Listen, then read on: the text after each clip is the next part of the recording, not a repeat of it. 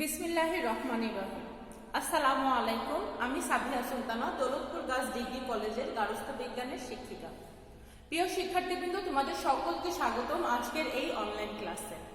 আজ আমি তোমাদেরকে পড়াতে যাচ্ছি গার্হস্থ্য বিজ্ঞানের প্রথম পত্রের দ্বিতীয় অধ্যায়ের গৃহ ব্যবস্থাপনার একদম ভিত্তি যেই স্তরটা ছিল বা ধাপটা ছিল সিদ্ধান্ত গ্রহণ, সেই ধাপটা সম্পর্কে। পূর্বের ক্লাসগুলোতে আমি তোমাদেরকে দেখিয়েছি যে গৃহ ব্যবস্থাপনার ধাপ সমূহ কয়টি আছে, 7টি যে ধাপ ছিল সে 7টি ধাপ সম্পর্কে আমি তোমাদেরকে পূর্বের ক্লাসেই অবগত করেছি।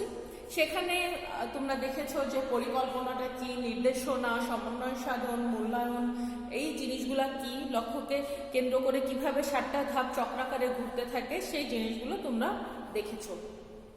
আজ আমি তোমাদেরকে দেখাচ্ছি যে সিদ্ধান্ত গ্রহণটা কি। ওর ভিতরে যেই ধাপটা আছে যেটাকে বলা হয় যে গৃহ ব্যবস্থাপনার ভিত্তি, সেই ধাপটা সিদ্ধান্ত গ্রহণ। সেই সিদ্ধান্ত গ্রহণটা আসলে কি সেটা সম্পর্কে আমরা একটু বিস্তারিত আলোচনা আজকের ক্লাসে করা হবে। সিদ্ধান্ত গ্রহণ, সিদ্ধান্ত, ডিসিশন মেকিং, ডিসিশন। এই যে ডিসিশন, এই শব্দটা ল্যাটিন শব্দ ডেসিডো থেকে এসেছে, যেটার অর্থ কি? যেটার অর্থ হচ্ছে স্থায়ী করা, চূড়ান্ত ফলাফলে উপনীত করা, একটা রায় দেওয়া। এই শব্দটা থেকেই আমাদের ডিসিশন বা সিদ্ধান্ত এই শব্দটা এসেছে।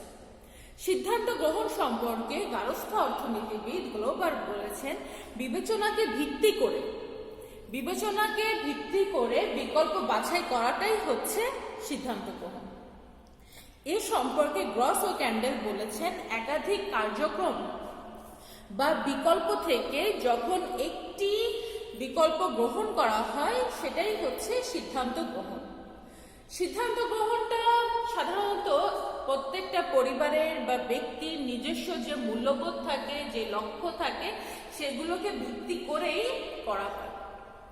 এই সিদ্ধান্ত গ্রহণটা গৃহ ব্যবস্থাপনায় খুবই গুরুত্বপূর্ণ। এটা কেন গুরুত্বপূর্ণ? এটা গুরুত্বপূর্ণ কারণ এটা ব্যবস্থাপনার যে বিভিন্ন কাজ আছে সে কাজগুলোর একটা গতি সঞ্চার করে। সিদ্ধান্ত গ্রহণের মাধ্যমে আমাদের স্বল্পমেয়াদী বা দীর্ঘমেয়াদী যে লক্ষ্যগুলো আছে, যেটা সম্পর্কে এই স্বল্পমেয়াদী এবং দীর্ঘমেয়াদী লক্ষ্য সম্পর্কে তোমরা পূর্বেই জেনেছো, এই লক্ষ্যগুলোকে অর্জন করতে খুব সাহায্য করে। সিদ্ধান্ত গ্রহণের মাধ্যমে আমরা সঠিক বিকল্পটা গ্রহণ করতে পারি। এটার মাধ্যমে আমরা সম্পদ বা অর্থের একটা সুষ্ঠু ব্যবহার করতে পারি, সুষ্ঠু ব্যবস্থাপনা করতে পারি। সিদ্ধান্ত গ্রহণটাকেই বলা হয় গৃহ ব্যবস্থাপনার ভিত্তি, কারণ এটাকে ভিত্তি করেই আমাদের পরিকল্পনা করা হয়, সেই অনুযায়ী নির্দেশনা দেওয়া হয়, একটা সংগঠন তৈরি করা হয়, সমন্বয় সাধন করা হয় এবং মূল্যায়ন করা হয়, এবং যার মাধ্যমে আমরা একটা নির্দিষ্ট লক্ষ্য অর্জন করি। সিদ্ধান্তটা কিন্তু অবশ্যই আমাদের মূল্যবোধ এবং লক্ষ্যকে ভিত্তি করেই করা হয়, কিন্তু এটা নির্ধারিত হয় কিসের দ্বারা? মানের দ্বারা। পূর্বের অধ্যায়ে আমরা দেখেছিলাম যে লক্ষ্য, মূল্যবোধ এবং মান, এই তিনটার ভিতরে একটা অন্তঃসম্পর্ক আছে। সিদ্ধান্ত গ্রহণটা কিন্তু এই যে মূল্যবোধ, তোমরা নিজেরা একটু চিন্তা করো যে আমরা কিন্তু আমাদের ব্যক্তিগত মূল্যবোধ থেকে, ব্যক্তিগত চিন্তাভাবনা থেকে, যে ব্যক্তিগত চিন্তাভাবনার সাথে যেটা বেশি সুইটেবল হয়, যেটা মিলে যায়, আমরা কিন্তু সেই ধরনের সিদ্ধান্তটাই গ্রহণ করি, সেই ধরনের বিকল্প পথটাই আমরা বেছে নিই। এই যে সিদ্ধান্ত গ্রহণের কয়েকটি পর্যায় আছে, সে পর্যায়গুলো কি? প্রথমে হচ্ছে সমস্যার স্বরূপ উপলব্ধি করতে হবে, মানে ডিফাইন করতে হবে প্রবলেমটাকে। দ্বিতীয়ত হচ্ছে যে বিকল্প সমাধানের অনুসন্ধান করতে হবে। এই যে সমস্যার স্বরূপ উপলব্ধি, এটা কি? বা ডিফাইন দ্য প্রবলেম, এটা কি? যে প্রথমে আসলে আমাদের সমস্যাটা কি সেটাকে আইডেন্টিফাই করতে হবে।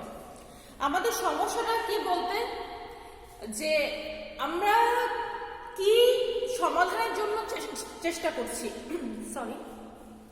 আমরা কি সমাধানের জন্য চেষ্টা করছি, এটাই কিন্তু সিদ্ধান্ত গ্রহণের সর্বপ্রথম একটা স্তর। যে আমরা আসলে কি সমাধান চাচ্ছি। আমরা ধরো আমরা হচ্ছে একটা লক্ষ্য নির্ধারণ করলাম যে কি দিয়ে তোমাদেরকে বোঝাই, আচ্ছা ধরো একটা লক্ষ্য আমরা চাচ্ছি যে আমরা ডক্টর হব। এখন ডক্টর যদি তুমি হতে চাও, সেই অনুযায়ী তোমার প্রথমে কি দেখতে হবে যে আমি কোন বিষয়ে পড়তে চাই, কোন বিষয়ে আমি পড়তে চাই। ডক্টর হতে গেলে অবশ্যই কিন্তু তোমাকে সায়েন্স ব্যাকগ্রাউন্ড হতে হবে, তখন তোমাকে বিজ্ঞানটাই 9-10-এ বিজ্ঞানটা নিতে হবে। এইটাই হচ্ছে প্রথমে সমস্যাটাকে অনুসন্ধান করা। তারপর এই সমস্যাটা সমাধানের জন্য বিকল্প মানে সমাধানের পথগুলোকে অনুসন্ধান করতে হবে। মানে আমাদের কিন্তু একটা সমস্যা সমাধানের একাধিক ওয়ে থাকতে পারে। কি কি ওয়ে আছে, সেই ওয়েগুলোর সুবিধা কি, সেই ওয়েগুলোর অসুবিধা কি, সেই জিনিসগুলো আমাদেরকে জানতে হবে। যে আমাদের ওয়েগুলা কি কি আছে, আমাদের পথগুলা কি কি আছে, সেগুলোকে প্রথমে আগে খুঁজতে হবে। এটার মাধ্যমে কি হয়, এটা কিন্তু কিছু সুবিধা এবং অসুবিধাও আছে। সুবিধাগুলো কি কি আছে, যে এইটার মাধ্যমে আমরা মূল যে উদ্দেশ্যের সাথে সম্পর্কিত সমাধানটা খুঁজতে পারি।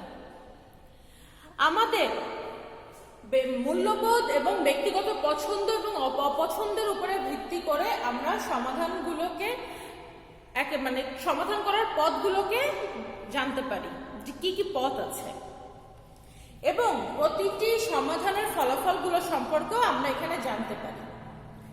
সমস্যার সমাধান বিকল্প যে সমাধানগুলো আছে এগুলো অনুসন্ধান করবার জন্য অনেক তোমার জ্ঞানের দরকার হয়, অনেক তথ্যের দরকার হয়। এই তথ্যগুলো আমরা কিসের মাধ্যমে পাই? আমরা জ্ঞানের মাধ্যমে পাই, সময়ের মাধ্যমে, শক্তির মাধ্যমে, তারপর অভিজ্ঞতার মাধ্যমে, দক্ষতার মাধ্যমে এই যে এগুলো আছে, তথ্যগুলো আছে, সেগুলো আমরা পাই।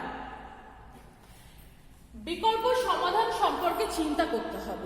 এর তৃতীয় স্টেজটা কি, যে আমাদের বিকল্প যে সমাধান আছে সেই বিকল্প সমাধানগুলো সম্পর্কে আমাদেরকে চিন্তা করতে হবে যে এই বিকল্পটা গ্রহণ করলে আমার কতটুকু সুবিধা হবে, কতটুকু অসুবিধা হবে। আর একটা যে বিকল্প সমাধান আছে সেটাকে গ্রহণ করলে কি কতটুকু সুবিধা হবে, কতটুকু অসুবিধা হবে। আমাদের অর্থের ব্যয়টা কেমন হবে, আমাদের শক্তির ব্যয়টা কেমন হবে, আমাদের সম্পদের ব্যয়টা কেমন হবে, এটা আদৌ আমাদের মূল্যবোধের সাথে যায় কিনা, এটা আদৌ আমাদের চিন্তা ভাবনার সাথে মিল হয় কিনা, সেই সম্পর্কে আমাদের চিন্তা ভাবনা করতে হবে। তারপরের যে স্টেজ, চতুর্থ স্টেজ, এইটা হচ্ছে সব থেকে গুরুত্বপূর্ণ। সেটা কি, এই যে এত তুমি অনুসন্ধান করলা, সেগুলো নিয়ে চিন্তা করলা, কিন্তু এতগুলো বিকল্প পথের ভিতরে যে কোনো একটা পথ তোমাকে গ্রহণ করতে হবে, মানে যে কোনো একটি বিকল্প গ্রহণ করতে হবে। এবং সর্বশেষ যে স্তরটা, যেটা খুবই গুরুত্বপূর্ণ, সেটা হচ্ছে দায়িত্ব গ্রহণ করা। এই যে তুমি একটি বিকল্প সমাধান গ্রহণ করলা, সেই অনুযায়ী তোমার কাজের একটা দায়িত্ব থাকতে হবে এবং দায়িত্বগুলোকে পালন করতে হবে। প্রিয় শিক্ষার্থীবৃন্দ, আজকে আমি তোমাদেরকে পড়ানোর চেষ্টা করেছি যে একদম মানে শেষ যে এটা ছিল, ধাপটা ছিল, যেটা তোমাদেরকে আলোচনা করা হয়নি, শেষ কিন্তু যেটাই কিনা আসলে গৃহ ব্যবস্থাপনার ভিত্তি, সিদ্ধান্ত গ্রহণ, সেটা নিয়ে পরবর্তী ক্লাসে আমি এই চ্যাপ্টারের একদম লাস্ট যে টপিকটা, যে একক সিদ্ধান্ত গ্রহণ ও দলীয় সিদ্ধান্ত গ্রহণগুলো কি কি, সেগুলো সম্পর্কে পড়ানোর চেষ্টা করব। ততক্ষণ পর্যন্ত তোমরা সকলেই সুন্দর থাকো, সুস্থ থাকো, স্বাভাবিক থাকো, সেই প্রত্যাশায় এখানেই শেষ করছি। আল্লাহ হাফেজ, আসসালামু আলাইকুম।